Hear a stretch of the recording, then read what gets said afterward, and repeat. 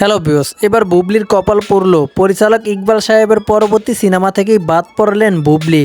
সিনেমাটা 40 ভাগ কাজ সম্পূর্ণ হওয়ার পরও কেন বুবলিকে বাদ করলেন পরিচালক ইকবাল সাহেব, এটা নিয়েই প্রশ্ন তুলেছেন এখন অনেকে। ইকবাল সাহেবের মন্তব্য, বুবলির সিনেমা এখন হলে গিয়ে কেউ দেখে না, এ কারণেই কিন্তু বুবলিকে বাদ দেওয়া হয়েছে তার পরবর্তী সিনেমা থেকেই। এই ঈদেই মুক্তি পেয়েছে ইকবাল সাহেবের রিমেক সিনেমাটি, সেখানে অভিনয় করেছেন বুবলি। বুবলি থাকার কারণেই নাকি দর্শকরা হলে যাচ্ছেন না এবং হলে গিয়ে ছবিটা দেখছেন না।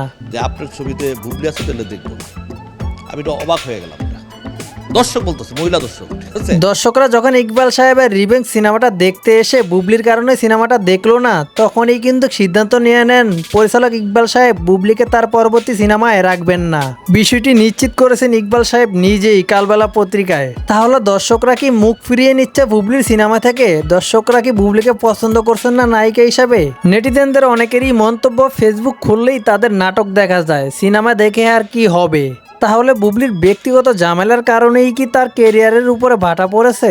বুবলি তার ক্যারিয়ারটা শুরুই করেন শাকিব খানের হাত ধরেই, তখন সুপার ডুপার সিনেমা হিট দিলেও কিন্তু এখন শাকিব খানের বাইরে কোনো একটি সিনেমা নিয়ে আলোচনায় আসতে পারেননি তিনি। ইকবাল সাহেব যখন বুবলিকে নিয়ে সিনেমায় কাজ করেন তখন বলেন, বাংলাদেশে একমাত্র নায়িকা থাকলে বুবলিই আছে।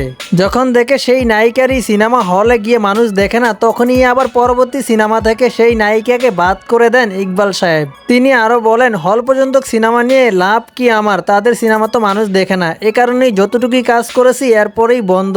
আমি চাই না এই সিনেমার শুটিং আর সামনের দিকে এগিয়ে নিতে। এখন হয়তো বুবলি এসে সোশ্যাল মিডিয়াতে বলবে তার বিরুদ্ধে ষড়যন্ত্র করা হয়েছে। তো যাই হোক ভিউয়ার্স, আপনাদের কি মতামত? ইকবাল সাহেব যেই সিদ্ধান্তটা নিয়েছে সেটা কি ঠিক নিয়েছে কিনা অবশ্যই কমেন্ট বক্সে কমেন্ট করে জানিয়ে দিতে পারেন।